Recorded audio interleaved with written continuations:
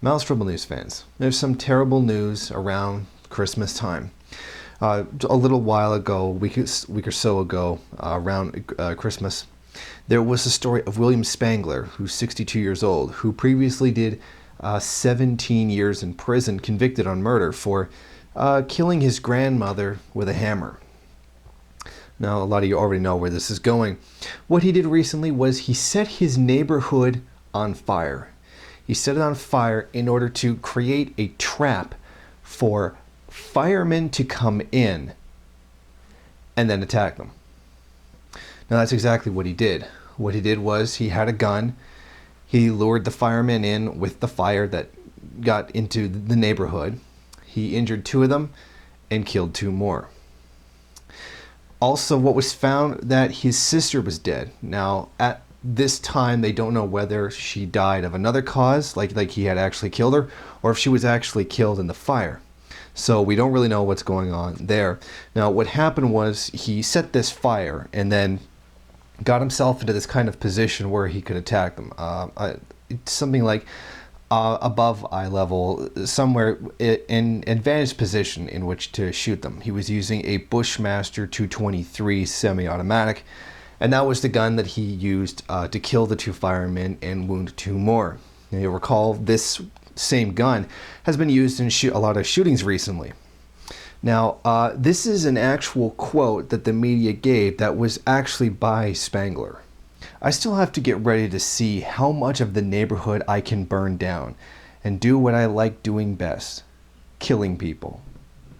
Of course, this is a terrible, terrible tragedy that should never have happened.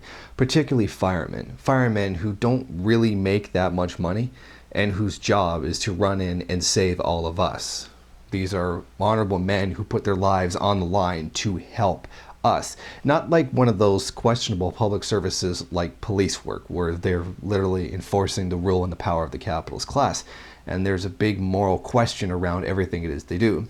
I don't think there is with firefighting. These are people who genuinely go out and risk themselves to save people's lives. So this is not, nobody could really support this. You'd have to be a real sick psycho to actually support something like this.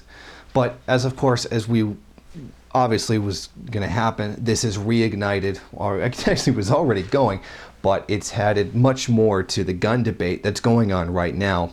And a lot of people have asked me what my position on guns exactly is, because you know the old expression, the commies are coming to take our guns away, which doesn't really make much sense. And in fact, a lot of the claims that communists took people's guns away are completely fraudulent and make no sense. But that's another video that I actually already did.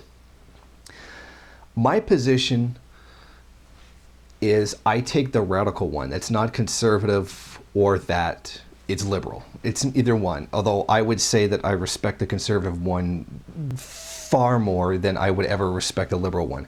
Because the liberal position on gun control is basically one gigantic non sequitur. It just doesn't make sense. I mean, there are statistics to prove that taking people's guns away does not actually lower crime, and there's statistics supporting otherwise and stuff like that.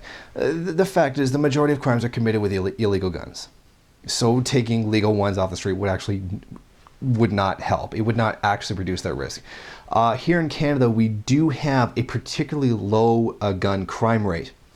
However, the vast majority, the overwhelming majority of the guns that are actually used in crimes are actually illegal guns, which shows that actual gun control doesn't stop them from actually doing it. I mean, the guns are still going to get out to criminals, and that's just a basic fact of actually capitalism itself. There is a market for guns, and that market will probably always be there. If the mainstream economy is not fulfilling that want that's coming from the economic actors that are the regular people, then obviously some force, unofficial, I call it unofficial capitalism. It's not necessarily condoned by the state, but it obviously is capitalism. That is the illegal arms trade. So obviously banning them, it doesn't really it doesn't work. Banning guns is just like, it only takes guns out of the hands of legal gun owners. so it's completely ineffective so far.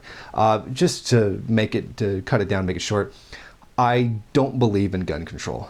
I do, however, believe in restricting, if not eliminating, gun ownership from people who say have a particularly really bad criminal past that are just, they're just criminals and they're just psychos.